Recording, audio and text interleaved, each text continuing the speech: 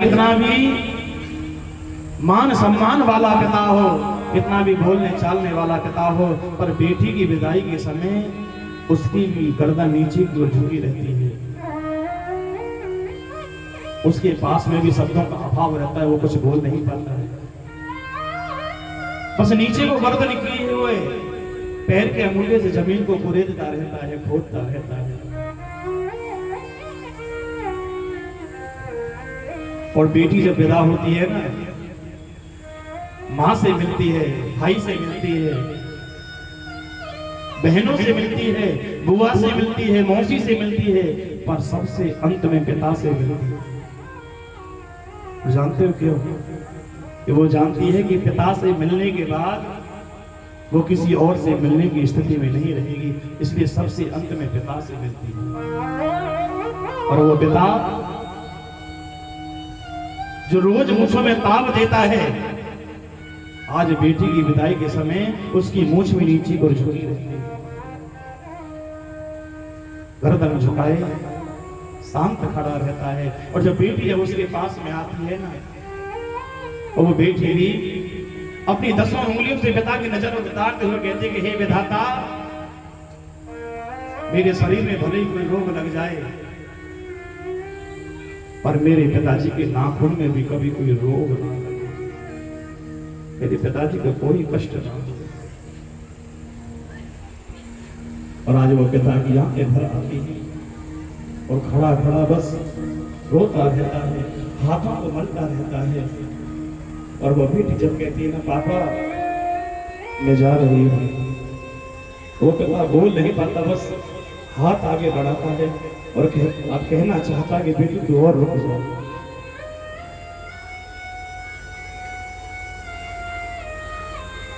परंतु जिज्ञासा तो नहीं देती है, मुख से सत्य नहीं निकलता है। जिस आंगन में वो रात दिन खेलती है,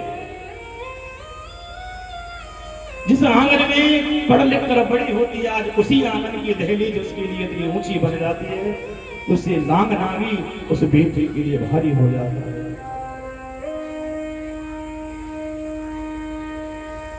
और बेटी मायके में चाहे कितना भी सुख मिला हो और चाहे कितना भी सुख मिल रहा हो,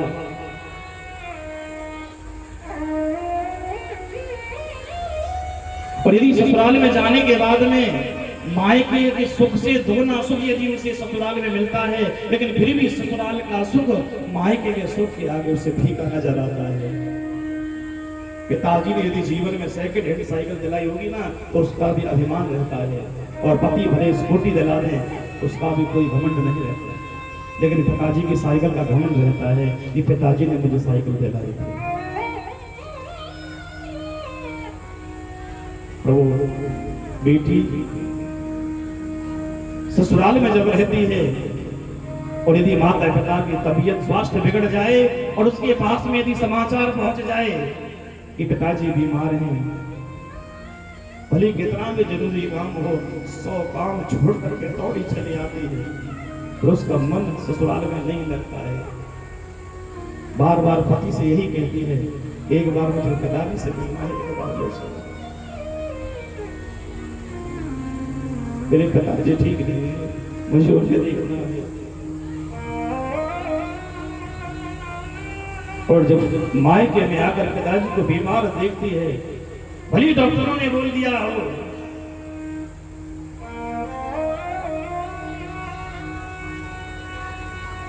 डॉक्टरों ने भले बोल दिया हो, तब इनका अंतिम समय है, कोई दवाई कोई औषधि के ऊपर काम नहीं कर रही है। भले पिता चारपाई में लेटे हुए हों, और पिता जब बेटी को देखता है ना, तो पिता के शरीर में भी जान आ जाती है, और अपनी बेटी को देखकर तुरंत चारपाई में से खड़े होने का प्रयास करते हैं। और बेटी जब मां की तरह अपने पिता के सिर पर हाथ फेरती हुई कहती है, पिताजी आप कैसे हो, आपकी तबीयत कैसी है? तो पिता भी हंसते हुए कहता, बेटी तेरे आने से पहले मैं ठीक नहीं था, पर तब अब तू आ गई है, इसलिए मुझे विश्वास है कि मैं जल्दी ठीक हो जाऊंगा। हमें जल्दी ठीक हो जाएगा। और बेटी शिकायत करती है, पिताजी आप बड़े आलसी हो। पिताजी को टोकने वाला घर में कोई नहीं रहता, बेटी रहती है जो हर बात पर टोकती है कि पिताजी आपको कपड़े पहनने नहीं आते, पिताजी आपको बैठना नहीं आता।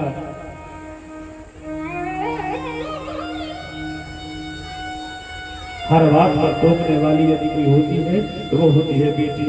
और बेटी जब भी भाई करेगी ना, भाई चाहे कितना भी दुलार दे, कितना भी प्रेम दे, पर घर में घुसते एक बार पिता की याद जरूर आती है।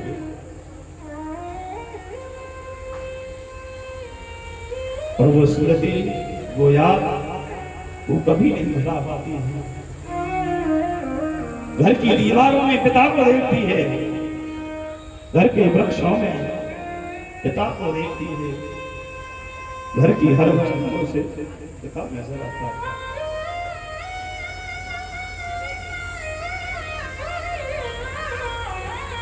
यही अटूट प्रेम, यही अटूट विश्वास उसे मायके से बांध के रखता है।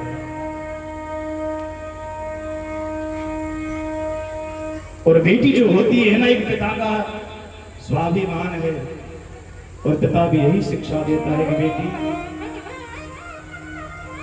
जीवन में कोई ऐसी भूल, कोई ऐसी गलती मत करना कि जिससे तुम्हारे पिता का सर नीचे की ओर झुक जाए। आप समस्त मेरी माताओं से निवेदन है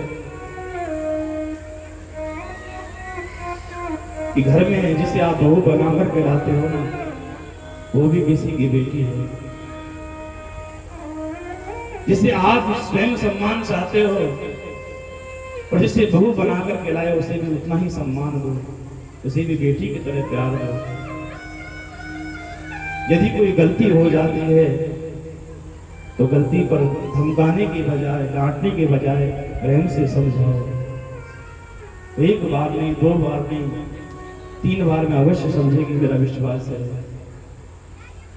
पर यदि तुम जबरदस्ती उसके साथ में गाली दोगे, उसका अपमान करोगे, तो एक दिन सहन करेगी, 2 दिन सहन करेगी, पर तीसरे दिन आपको अवश्य प्रत्युत्तर देगी,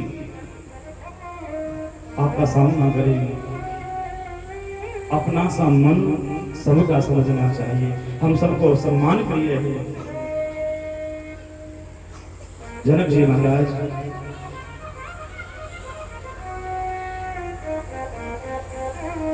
जानकी जी विदाई के लिए रथ तैयार कराते हैं। जानकी जी को रथ में बिठाया और जैसे ही रथ अयोध्या की ओर जाने लगा है तो जनक जी को ऐसे लगा है कि जैसे उनके शरीर से उनके प्राण निकल करके जा रहे हैं। जनक जी महाराज ने आवाज लगाई, रथ के पीछे नंगे चरण दौड़े हैं कि ओ सीते, ओ सीते। और बार जब आवाज देते हैं और जानकी जी ने पीछे मुड़ करके देखा कि पिताजी दौड़े दौड़े आ रहे हैं। रथ को रुकवाया, रथ से नीचे उतरी हैं, दौड़े दौड़े पिता के पास में आई। महाराज जनक दोनों हाथ पसार के हृदय से लगा लेते हैं जानकी जी को और कहते हैं, हे जानकी, मैंने जीवन में एक पल भी मैं तुमसे अलग नहीं हुआ हूं और तुम्हें भी अपने आप से अलग नहीं होने दिया है, पर आज तुम हमेशा के लिए मुझे छोड़ करके जा रही हो। पता नहीं इस क्षण को मैं कैसे मिटा पाऊंगा, कैसे भुला पाऊंगा। इन महलों की प्रत्येक वस्तु में तुम्हारा ही दर्शन, तुम्हारी याद छुपी हुई है। जानकी जी बार बार समझाती हैं, जनक जी महाराज को सौगंध देती हैं, यदि आप यहां से आगे मेरे पीछे आए तो मैं कभी अयोध्या नहीं जाऊंगी। पिताजी, यदि आप चाहते हो कि मैं अयोध्या में सुख से रहूं, आप मुझे हंस करके विदा करो। आज जानकी जी को खुश करने के लिए, प्रसन्न रखने के लिए जनक जी महाराज अपने होठों पर कृत्रिम हंसी लाते हैं। जानकी जी रथ में बैठी, रथ चल दिया और सत्ता हुआ रथ अवध पर पहुंचा है। अयोध्या वासियों ने भव्य स्वागत किया है। चारों राजकुमार और चारों राजकुमारियों का। तुलसी बाबा कहते हैं